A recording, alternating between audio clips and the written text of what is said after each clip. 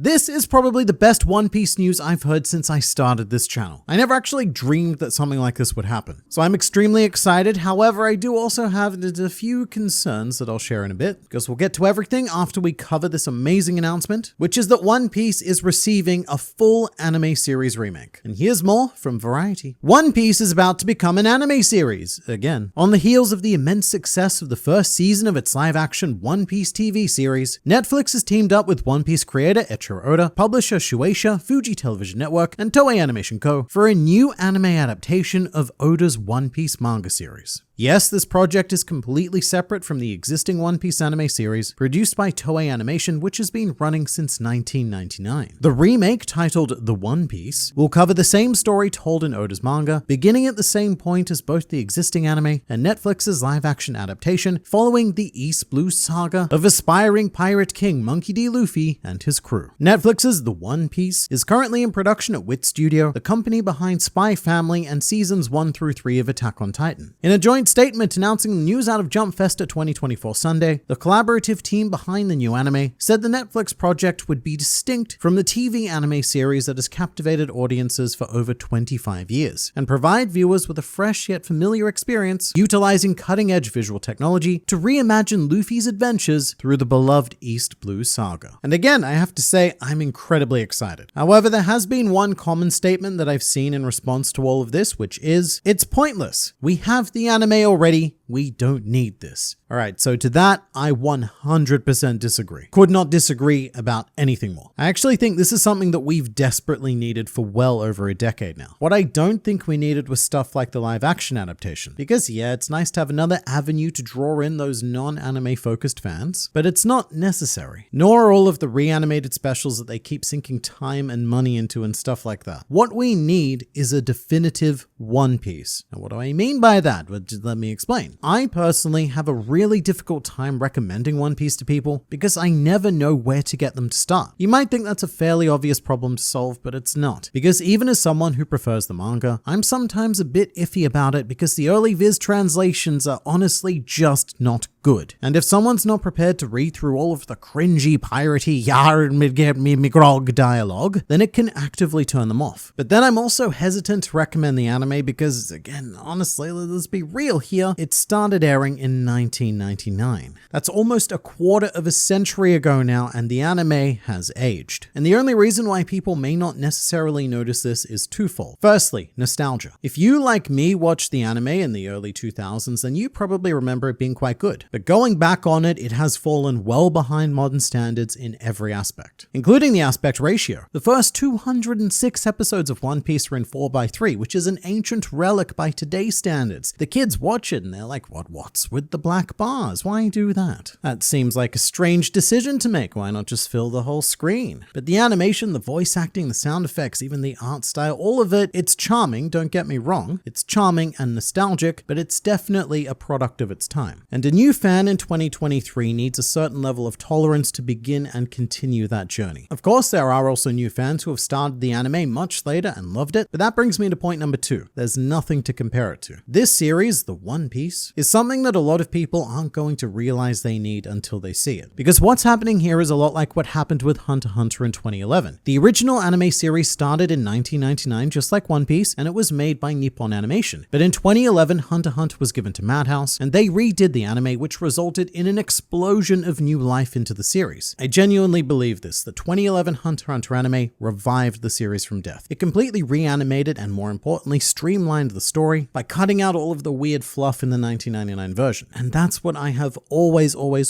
wanted for One Piece. Now you might say, hey man on the internet, the East Blue pacing was actually really good. The pacing issues don't actually start until any slobby or Marineford or post-time skip or whenever it is that you started noticing it. It's always interesting to hear when people think the pacing issues started, because everyone has their own unique point. But the truth is that the pacing issues were always there, right from episode 1. They just weren't always as bad as they are now, which makes the early One Piece look a lot better in comparison. comparison. But right from the get-go, the One Piece anime was slow going, because it started in 1999, only 2 years after the manga began. And in fact, when the very first episode of the anime aired, Eiichiro Oda had only just finished publishing the East Blue Saga. And you know how long it took Toei to catch up to that point? Almost exactly 1 year. It took them 1 year to cover what took Oda 2 years to draw. That is not a good ratio. By the very next year, they're going to overtake him. But the animators, they knew this. They were clever. And so filler and slow pacing was built into the foundation of the One Piece anime right from the get-go. You might not notice it, but it's stuff like scenes just,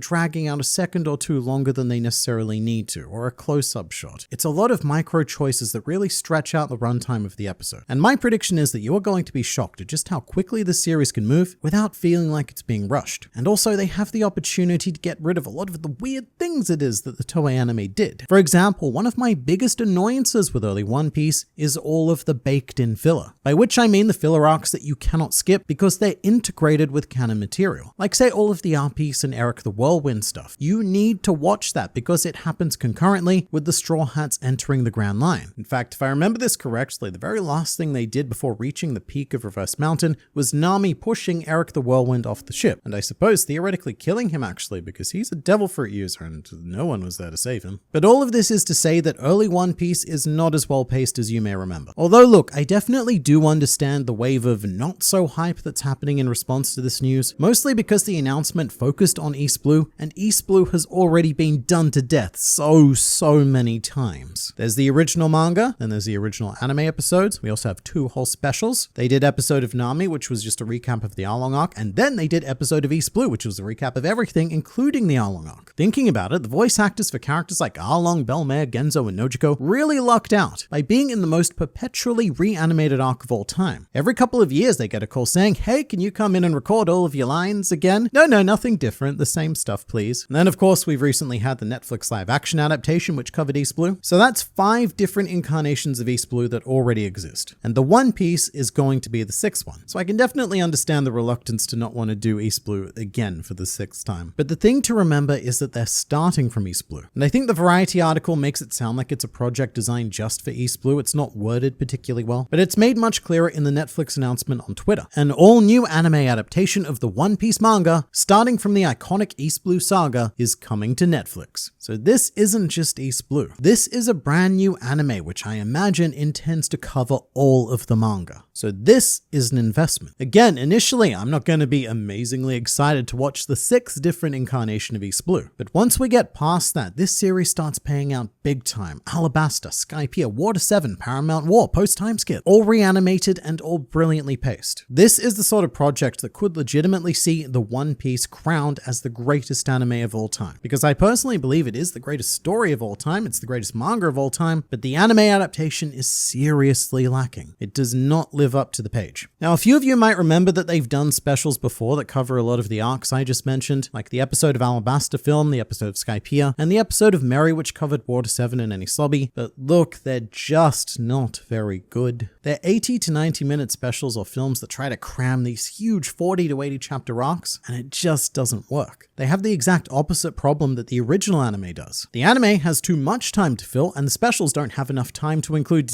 anything really. I mean, the Skypiea one was especially bad. It was like watching a series of clips out of context, and some of them weren't even reanimated. Like what they did show of the Noland and Calgara flashback was taken straight from the anime episodes, they just replayed it. Which again takes me back to the problem of how to get people into One Piece. The manga has problems, the anime has problems. The specials are an admittedly quick way to go through a lot of it, but they lack any and all substance. And the live action it's just its own thing. There is no perfect starting point. But hey, a brand new schmick modern anime series could get rid of all of those problems. If everything goes well, I imagine that the #1 recommendation to start One Piece would be to watch The One Piece. No filler, no pacing issues, and at least for the beginning, no excuse that, mate, it's over 1,000 episodes and I just do not have the time for that. Because here's my estimation for The One Piece. Even if it does go on to cover all of the material up to Egghead Island, I reckon that would be somewhere between 300 to 500 episodes. So less than half of what we have going on right now. And just in case, one thing I should say is that this is not a replacement for the existing One Piece anime, which is starting Egghead Island very soon. So what we're going to have is a bit of a weird situation actually. Has this ever happened before? We're going to have 2 One Piece anime series airing in tandem. So that's going to be interesting. What I also want to make clear is that this project is not like what Toei did with Dragon Ball Z Kai. For that series, the old Dragon Ball Z animation was remastered and new dialogue was recorded. But for One Piece, Wit Studio are starting from zero. It's a completely new from the ground up adaptation, which I think is for the best. I mean, I know that Toei are involved in some extent on the production committee, but if I was Wit, I would abandon everything that Toei have done, especially the sound effects library, because even for episodes airing now in 2023, Toei are still using the same sound effects that they were using for Dragon Ball in the mid-90s. We need to evolve and move on. But with that said, I do have a genuine concern for this series, which is that, as we know, it's involved with Netflix. And given that they're involved, obviously the anime is going to be an exclusive on their platform. And I've not been particularly thrilled with how exclusive anime has been handled on Netflix in the past, which does give me some worry. What's likely going to happen is that The One Piece will be released in batches, and I'm not a huge fan of batch released anime or shows in general. I think it's really important to carve your place as part of a person's weekly ritual, so that you can maintain your relevance in ongoing weekly discussions. It's much more powerful to give someone a sustained experience over a few months than it is for them to binge 12 to 20 episodes a day, because with the former, you are locking that series, those characters, and that world into long-term memory through repeated and consistent exposure. Whereas with the binge model, it's just in and out. It's very disposable. And there's no real greater example of this than the live-action One Piece. That was a very hot topic for all of a week, and now it's completely dead for the next year or two until season 2 comes out. But look, at least that was a self-contained season. Live-action One Piece had a beginning, a middle, and an end, whereas the One Piece anime would not. I mean, you would have to do something like batch release all of East Blue or all of Alabasta for that to happen, and that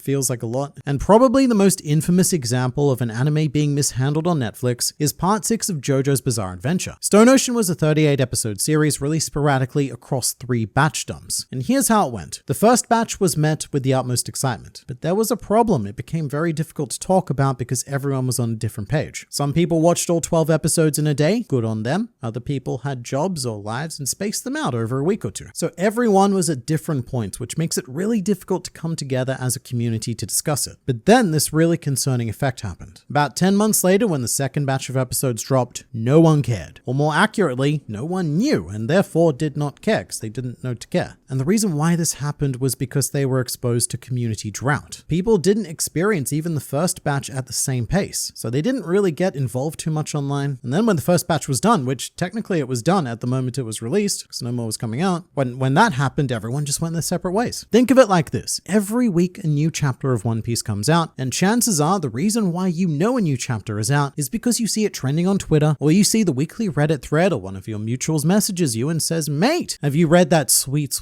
pirate comic today? And if not, why not?" Basically, community reinforces awareness. And with JoJo on Netflix, their weird batch model had killed any sense of community and thus any sense of awareness. When the third batch came out, it was even worse. I didn't even know it had come out until months after. And I'm a big JoJo fan. I like to think I'm pretty on top of these things, but they just stealthed it. They buried it. And that's what I would be afraid of happening with batch releases of One Piece. So if I had just one more wish for this, it would be that whatever number of episodes they do in a season, because it'll probably be seasonal, whatever number it is, release them weekly. But I don't think that's going to happen, and other people have had other concerns which I will briefly address. My thoughts are that you're totally going to mess it up. Netflix will race swap and gender swap. I'd rather they just enhance it with high definition. This will be a disaster like Netflix's other remakes. Alright, so just very briefly, there is a 0% chance of any race or gender swap in this series. This isn't like live action One Piece where it's its own thing, it gets to exist in its own world and thus take whatever liberties they want. This isn't that. The One Piece is tethered directly to the manga. They're not going to make arbitrary changes, they're just going to tell the story. The only thing I could imagine is that Robin won't have her tan skin when she gets introduced, and that's only because she was supposed to be light-skinned originally, which they abruptly switched to post-time skip. But when it comes to changes, I think the mission of the One Piece is best laid out in its logo. I actually love this logo because it's just a slight deviation of the original logo. The font is more refined, as is the image of Luffy replacing the eye. There's less stuff going on in general, like the E isn't an anchor, and there's no rope running through through everything, and there's just that very, very classy "the" added on top. What this tells me is that the aim for the series is to stay 100% true to the story and the characters, but just refine and polish things for a modern audience, and to get rid of any unnecessary stuff that was in the original version. Because in the end, I think that we should remember that this adaptation isn't necessarily for existing One Piece fans. If you're already a fan of fictional pirate comics or cartoons, then you've either read the manga, watched the anime, or both, and honestly, you might not really need this show because you've already experienced the story. But this show is for a new generation of One Piece fans, which is what One Piece is all about, generational shift. There are the old people like me, and we've had our time and experiences, and now it's time to do something for the next generation. For all of the teenagers and adults who are put off by the old animation and the truly staggering amount of episodes, it's for them. But you let me know what you think of the One Piece in the comments below.